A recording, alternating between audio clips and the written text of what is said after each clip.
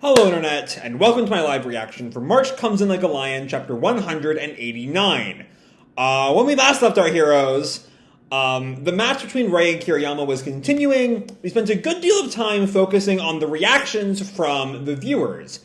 From Mr. Smith and I forget his name, I know it starts with a T, who was also watching the match. And just sort of commenting on how much Rei has grown. We also see a good bit of Shimada cannot be having a fun time dealing with knowing he'll have to deal with one of these weirdos in his next match. But also, Harunobu starts to acknowledge that while he initially assumed Kiriyama's Jack Russell Terrierness would end up being a weakness, he's realizing that the same kind of versatility is slowly becoming his undoing. I think the exact phrase he uses is collapsing under his own weight. So yeah, that's where we left off. So let's just dive right on in. We're still with like the same metaphor that was on the last page of the last chapter. Of the same kind of like heavy artillery Harunobu's lugging around. Damn it! What do I do? 4-4 Kaku. 4-5K. 6-5K. And we just see like the Jack Russell Terriers like bouncing all around, like in two separate bubbles. So excited around like the slow, heavy Harunobu. Chapter 189, Path, Part 7. And Harunobu's getting angrier and angrier. Seriously, this boingy-woingy Jack Russell Kiriyama. How is it that I'm this tense and frantic? And you still got that let's go to the park and look for rare leaves together sort of attitude. And yeah, we see like a close-up on Harunobu's face. He's furious. He's got like full-on devil horns going. He's on the back foot in a way that he did not realize he was going to be until like the end of last chapter. Why is it that as your hand keeps moving, those pieces that were totally uncoordinated, zooming all over the place, somewhere along the line, swirl together like in a vortex, and gather at the Gyoku's side? And then, starting to emerge from a cloud of smoke like a mirage, was the form of a gigantic fortress. And we see that in metaphor. There's like fortress swirling around, there's like clouds swirling around Rei's side of the board as this fortress emerges. And yeah, we're seeing that like, it's sort of showing in metaphor. We can even feel like all the guns on the side of this fortress. Harunobu feels kind of outmatched here. All that time where you were acting all goofy, doing all that blowing, pouring in all that cement, digging those holes, going after moles, I was getting pissed off. We see all the various metaphors Harunobu has been bringing up for Rei all through this match. The wind from like the very beginning, the cement, the Jack Russell. I was getting pissed off, wondering why you seem not to be taking this seriously. So this is what it was all about? Is this what he was going for? Or did it happen by accident? I don't know which it is, but I do know one thing. That this play is purely Kiriyama. We see Kiriyama just like, he's just enjoying himself. You know, Harunobu's just like, his thoughts are running a mile a minute. And I actually want to kind of take a moment to acknowledge how silent, like, I'm trying to find the right way to phrase this. Normally, we spend Kiriyama's matches, Kiriyama is the main character, firmly in Kiriyama's head. And when we spend all that time in Kiriyama's head, there's almost always at least some bit of negativity in play, right? You know, Kiriyama, as a teenager with depression, tends to think negative. He's been getting better as the show's gone on, of course, but like that's never fully been gone. And by focusing our time on Harunobu's thoughts all through this match, we see Kiriyama in the way that Harunobu is seeing Kiriyama. Like, maybe in Kiriyama's mind, he's still going through all those normal, somewhat depressive spirals that he goes through most matches. But because we're seeing this from an outside perspective, it seems to show the kind of happiness that Harunobu is assuming has come from his relationship with Hina.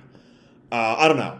Anyway, back in the observer room, Smith comments, scary. And he thinks to himself, yes, Looks like it's coming together, isn't it? And then he says out loud, I gotta say, I'm amazed he got here from that discombobulated beginning. For some reason, when really good players are the ones doing it, disconnected pieces seem to just naturally draw towards the Gyoku's side. Before you know it, they've got a solid defensive formation going, you know? I just don't get it. Then he thinks to himself, yeah, I've had that happen with strong players plenty of times too.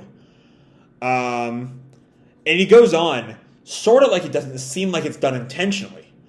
But on the other hand, it doesn't feel like it's just sort of them happening to get lucky or anything. How to put it? It's sort of like a power that doesn't fit into a mold. And even as it's flowing, it's still able to settle into something unified. And we have this bit of Ray taking his turn. And then this might meant to be alternating between Smith and Tanaka. Because we have the more solid defined speech bubble around Smith. And then we also have this sort of faded speech bubble, I've been assuming, are thoughts. But they seem to be speaking to each other. So it might be Tanaka who's talking. His name I have remembered, it is Tanaka. My bad, I forgot his name. Whoopsies. Anyway, Smith is saying still able to settle into something unified. Tanaka says, but I've been watching him for a long time. But I've never seen Kiriyama do something like this. Smith goes on, yeah, same here. Tanaka responds, his style of shogi is one where I never know what's going on in his head, but today, I especially have no clue what he's thinking. And Smith is sort of shocked at that, huh? And he goes on, but he's cheerful. So like I was saying earlier about Harunobu about what putting ourselves in other people's heads have done for our view of Kiriyama here, he comes across as far more cheerful than we've ever seen Kiriyama, which definitely feels important. Especially as, like I've been saying for a while now, it does feel like March is slowly, very slowly, starting to put its pieces together for its endgame. Anyway, it's a bright, cheerful shogi. Like his heart is bursting with excitement. And I love the contrast here. Because we see that panel of Tanaka's words amidst the bright, sunny day in Tokyo. And then there's a hard cut to black, a black border. Harunobu's thoughts, the words are in a black square. 5-3 gin drop. You're really coming at me at full force, huh? And then when we see Harunobu, he's at a pure black background with just him and the shogi board. How did it get like this? No, it's not over. It's only just starting. This isn't the time to let yourself get steamrolled. There's got to be some means of survival. I know there is. I just got to find it. Fast! And then in, no panel, just the 3 words. Straighten your back.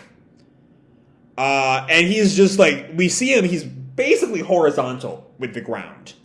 And we see this man, who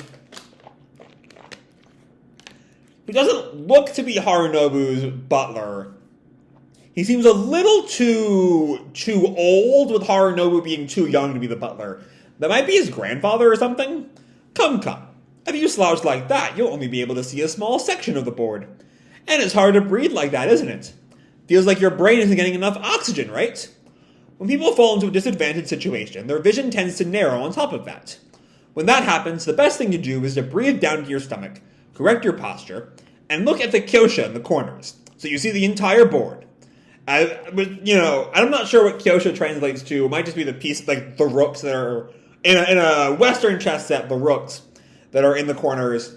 But the kyosha isn't the important part. Just get the whole view of the board. And when you do that, it'll cool your head as well. Not a bad deal, don't you think? And back in the present, Harunobu thinks on that. Correct your posture is not just a phrase about manners. Really makes some sense, doesn't it? Think of it like a magic incantation and try it. And Harunobu comments, the very first words. And he slowly sits up straight and breathes in. That master taught me. Is this the first time we've seen Harunobu's shogi master? Because I just sort of figured Shimada. But Shimada's, now that I think of it, is like a study mentor. So I guess this is Harunobu's shogi, like, first shogi teacher. Anyway, continues next issue. We're going to be back next issue, only 2 weeks this time, not the month plus that we've been having.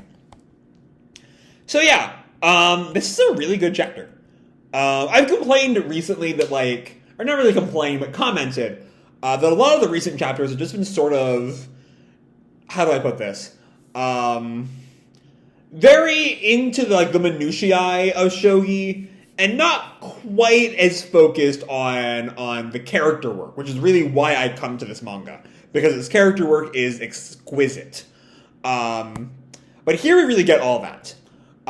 We get, you know, this whole, like, the first seven-ish, 6.5 pages are all just focused on Harunobu, Tanaka, and Smith, all variously commenting on how different Hirayama has become, just since, like, the last time they saw him play, which, as I'm pretty sure was, like, pre-New Year's, right? Last time we saw Ray play was before the New Year's arc, right?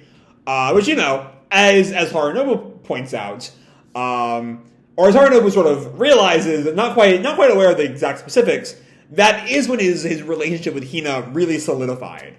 And so, that's led to him becoming far more cheerful. What Harunobu is slowly starting to understand, though initially assumed to not be the case, is that, like, this has made Ray better. He is not worse off because he no longer has that weight on his shoulders. Him opening his heart to others has made him a better person and a better shogi player.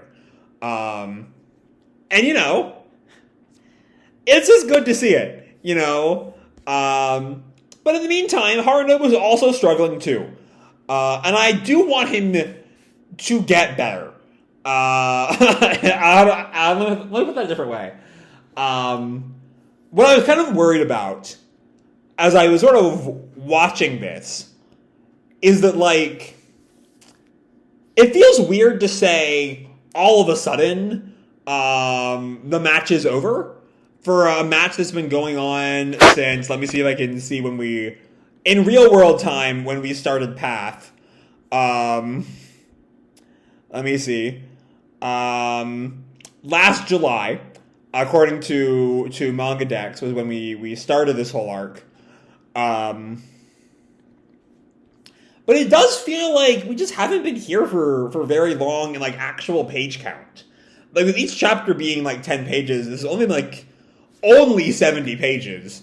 And I don't know, it just feels sudden for the match to be over. I was a little worried it would be like Ray's, like, for some reason, this particular bit, how did it get like this? No, it's not over, it's only just starting. It's kind of reminiscent to me of Ray's very first match with Shimada. When he, like, realizes all of a sudden he thought that he was, like, you know, playing on even terms with Shimada. But all of a sudden he realizes that he's been so focused on what's his face, Godo, I think, who, you know, got basically running off the show. He was so focused on that match that, like, he was just ignoring Shimada. And I was worried that this would be not quite in the same context. He's not ignoring Kiriyama by any stretch of the definition. But I was worried that this would be a sign that, like, the match was basically over. Calling back to that match. Because if this is the end, this is kind of our last big, or if we're gearing up for the series ending, this is potentially the last big Harunobu-focused arc. And I love my boy, and I don't want this arc to be over anytime soon, because I just love this boy so much.